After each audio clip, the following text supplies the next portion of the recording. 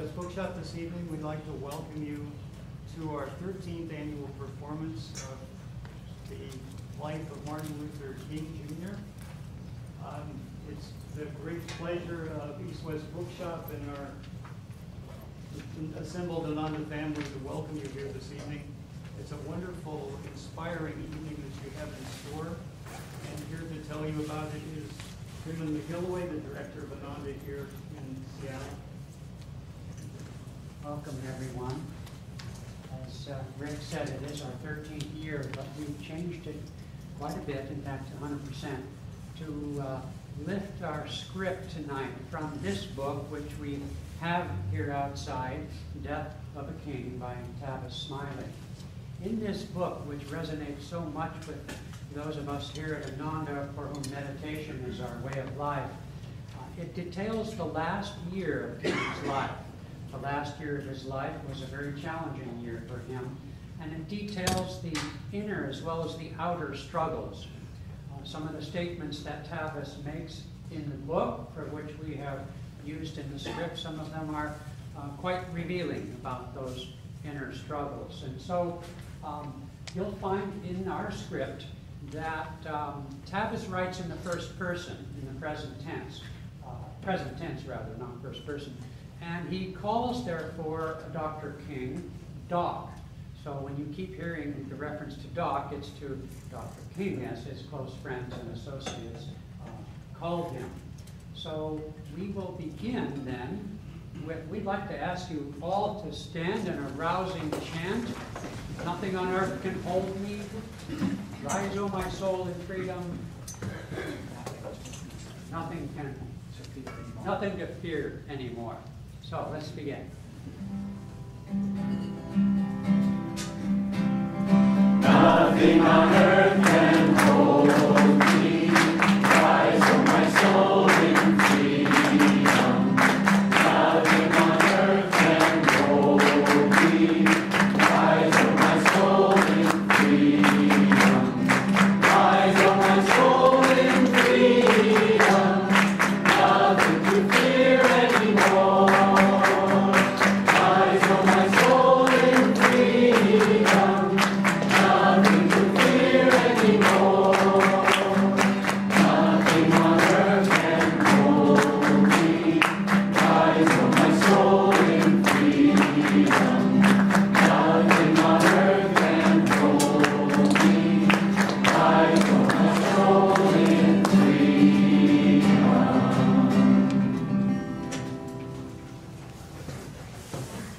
Taken now from the introduction to the book by Tavis Smiley, he writes, "After decades of study, I have come to firmly believe that Dr. King is misunderstood. Ironically, his martyrdom has undermined his message. He is remembered as an idealistic dreamer, not as a public figure who fearlessly challenged the status quo. He has been sanitized and oversimplified. The king that moves me most is the man who, during the final season of his earthly journey, faced a torrent of vicious assaults from virtually every segment of society, most painfully from his own people." The symmetry is remarkable. On April 4th, 1967, he comes to the Riverside Church in New York City and delivers a dramatic and controversial speech in impassioned opposition to the Vietnam War. Exactly 12 months later to the day, on April 4th, 1968, he was assassinated in Memphis, where he has traveled on behalf of sanitation workers. In his last year, what kind of a man has Martin Luther King Jr. become? I want to bring life to King, who, enduring a living hell, rises to moral greatness. The King who, in the face of unrelenting adversity, expresses the full measure of his character and courage. Now we turn to Dr. King's landmark speech opposing the Vietnam War. From the prologue to the book, Tavis writes, Some months before this speech, Doc was eating a meal at an airport restaurant when, flipping through a magazine, he stopped at a photograph showing the horrific effects of napalm attacks on Vietnamese children. His aide, seeing that he was no longer eating the food, said, "Doc, doesn't it taste any good?" Nothing will ever taste any good for me until I do everything I can to end that war. Weeks before his speech, Doc twice canceled meetings with the world's most powerful man, President Lyndon Johnson, whose civil rights support he had long courted and secured. Though impressed by a White House invitation, deeper wisdom told him to avoid an encounter with a politician whose powers of persuasion are legendary. Doc is probably the only Negro in America prepared to turn down a private meeting with the president. He avoids Johnson because he does not want to be played by Johnson. His moral mission cannot be compromised. On Tuesday, April 4th, 1967, in Midtown Manhattan, Doc knows that everything about his public life is about to change. The moment of truth, Doc's truth, has arrived. An hour from now, when he stands in the pulpit of the august Riverside Church, he will face a congregation of 4,000 people prepared to hang on his every word. His mind is made up. He knows what he has to do. Stepping from the car and walking to the main sanctuary, he considers the furor he is about to create. After a standing ovation, the applause quiets, and Doc gets down to business, declaring, I come to this magnificent house of worship tonight because my conscience leaves me no other choice. A time comes when silence is betrayal. Some of us who have already begun to break the silence of the night have found that the calling to speak is often a vocation of agony. But we must speak. Many persons have questioned me about the wisdom of my path. Such questions mean that they have not really known me, my commitment, or my calling. America is the greatest purveyor of violence in the world today. This one sentence alone will send shockwaves through the media. Doc's full frontal attack on the war is unequivocal. He issues a 5-point plan which begins with stop bombing, ceasefire, withdraw from military bases. The war, he says, is immoral, for it is tied to the immorality of poverty and racism. A nation that continues year after year to spend more money on military defense than on programs for social uplift is fast approaching spiritual death. Like Old Testament prophets, Doc is delivering a prophecy in the sternest possible terms. We are confronted with the fierce urgency of now. We still have a choice today: nonviolent coexistence or violent co-annihilation. In closing, Doc invokes a time when justice will roll down like waters and righteousness like a mighty stream. the church explodes with thunderous applause. Doc thought he was prepared for the press reaction to his speech, but he wasn't. He isn't. On the long flight from New York City to Los Angeles, he tries to fight back the tears, but the emotions are too strong, and the tears flow. His heavy heart is wounded by what is far more than a negative response. There is a viciousness in the attacks. The assaults not only his position, but his character as well. The Washington Post declares that Doc has done a grave injury to those who are his natural allies and an even graver injury to himself. Many who have listened to him with respect will never again accord him the same confidence. He has diminished his usefulness to his cause, to his country, and to his people. Life magazine warns that King has gone off on a tangent and comes close to betraying the cause for which he has worked so long. Reader's Digest writes that Negroes had, in fact, begun to grow uneasy about King. He no longer seemed to be the selfless leader of the 1950s. There was grumbling that his trips to jail looked like publicity stunts. There are other similar editorials that go beyond the to attack King's motives, relevance, and leadership. Some of King's closest confidants plead in vain with King not to wade into the Vietnam controversy.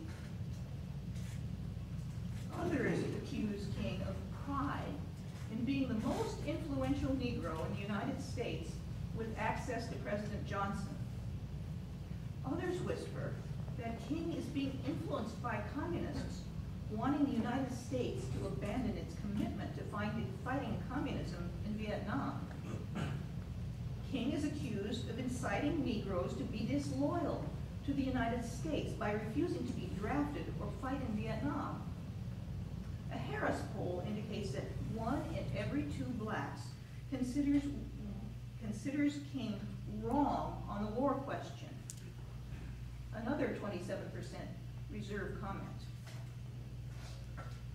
Dr. Ralph Bunche, his fellow Nobel laureate, and the first African American to receive the prize, is also the United Nations Under Secretary General for Political Affairs and a board member of the NAACP.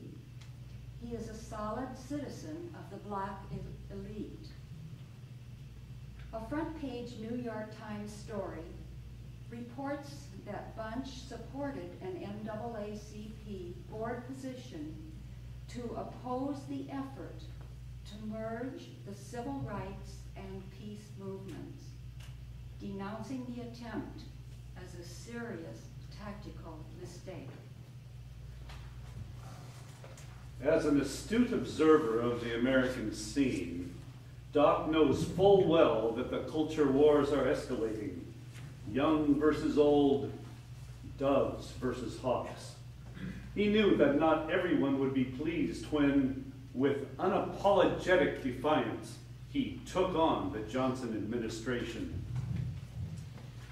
Already by this point in King's career, there was a secret campaign against King by J. Edgar Hoover, the powerful director of the FBI.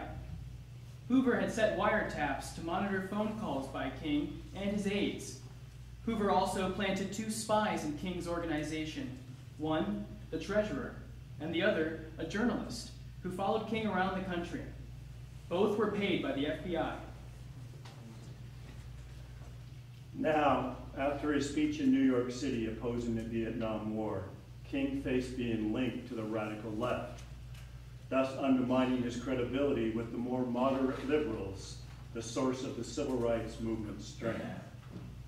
The next morning, after marching in a massive anti-war rally in New York City and dismissing yet more death threats, Doc appears on CBS's Face the Nation before a panel of journalists eager to break him down. Challenged for appearing with flag and draft card burning radicals, King carefully restates his moral position, finally admitting that if he were facing the draft, I myself would be a conscientious objector. Further challenged for appearing on a platform with radical black leader Stokely Carmichael, Doc patiently explains. I don't think you have to agree with someone politically and philosophically in order to appear on the same platform. King explains that Johnson's Great Society programs for the poor have been eviscerated by the expenditures for the war. Asked about a white backlash against the rising tide of black militancy, Doc questions whether the whites' commitment to the status quo of injustice is, in fact, the cause for the impatience expressed in the Black Power movement. For all of his intense activities, in the arena of social justice, King continually affirms and reminds others that he is essentially a preacher. His role as a pastor of the Ebenezer Baptist Church is his anchor. He preaches every Sunday he can. He returns there to reflect on the state of his soul. In his sermons at Ebenezer, we see not only a man speaking to his congregation, but a man who is speaking to God.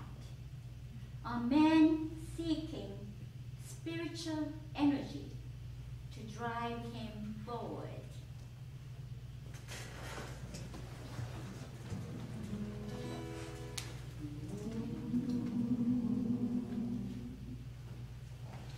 No green summer fade, and winter draw near.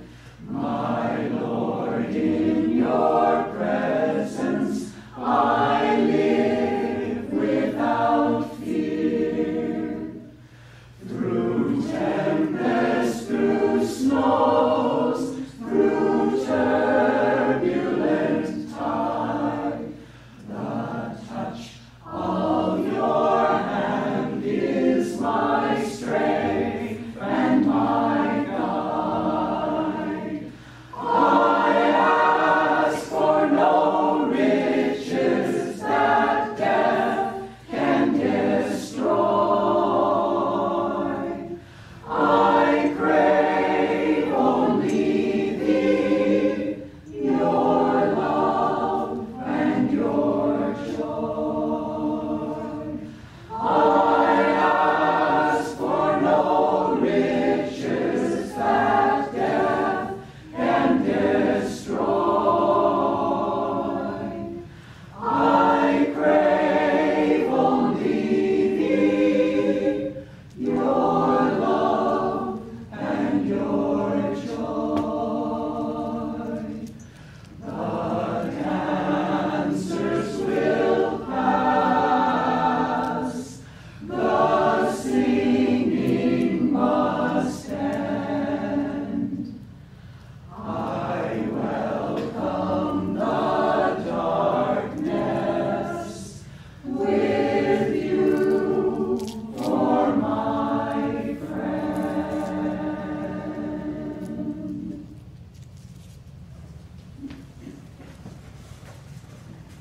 Doc's thoughts drift to the darkest days in Birmingham, Alabama, 1963, when he delivered the eulogy at the funeral of 4 black girls who, before the detonation of a bomb, were on their way to a Sunday school lesson called The Love That Forgives.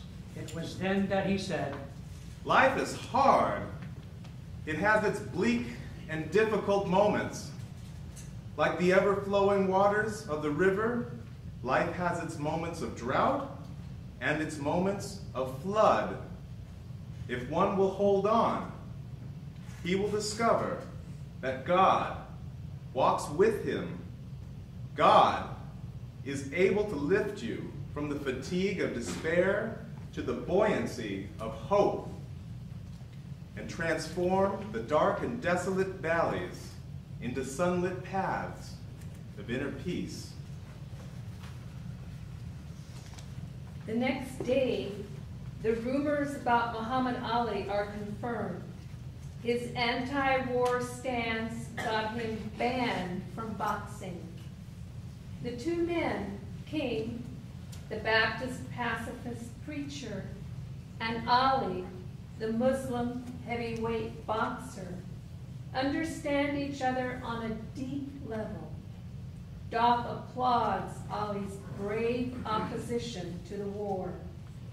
Doc said later, Ali is giving up fame and millions of dollars in order to stand up for what his conscience tells him is right. It is dangerous when a nation equates dissent with disloyalty. Doc then makes a quick trip to Geneva, Switzerland to address a body of diplomats and scholars saying, "We must find an alternative to war. In a day when vehicles hurtled through outer space and guided ballistic missiles carved highways of death through the stratosphere, and napalm flames destroy God's green earth and his children, no nation can claim victory in a war." But it is here that the attention of the world shifts from Vietnam to an impending conflict between Israel and its Arab neighbors. The Six-Day War that follows shocks the world as Israel resoundingly defeats her enemies with deadly precision.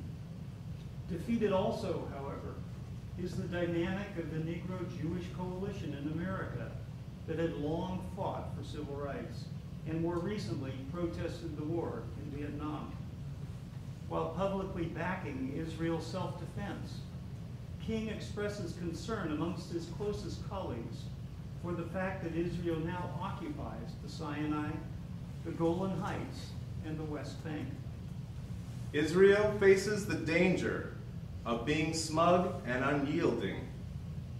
Israel is now a military power of unprecedented effectiveness and an occupying power. Now, King is faced with a rising tide of nationalism among his Jewish supporters and among the black youth. His drive to underscore the evils of poverty, racism, and militarism does not fit into the paradigm of nationalism, Jewish or black. The spirit of nonviolence is being subsumed by this rising tide of nationalism. Doc appears on ABC's Sunday Morning News, Issues and Answers, and is asked about the infighting among Negro leaders. As usual, Doc rises to the occasion and takes the high road. No movement worth its salt is devoid of philosophical debate, and there are moments in any social revolution where you have peaks of united activity and you have other moments of debate and even dissension.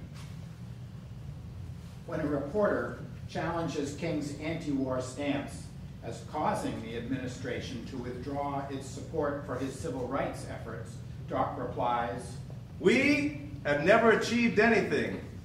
We haven't made a single gain without the confrontation of power with power." When asked about Israel's victory over its enemies, King praised the can-do attitude of the Israelis, but added that peace in the Middle East means something else. We must address the poverty, illiteracy, and disease of the Arab world. It is time now to have a Marshall Plan for the Middle East. In the sanctity of the pulpit, Doc's sermons allow him to soar.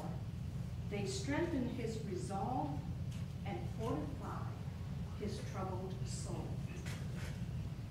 On national television, talk show host Merv Griffin introduces Doc as one of the great voices of America.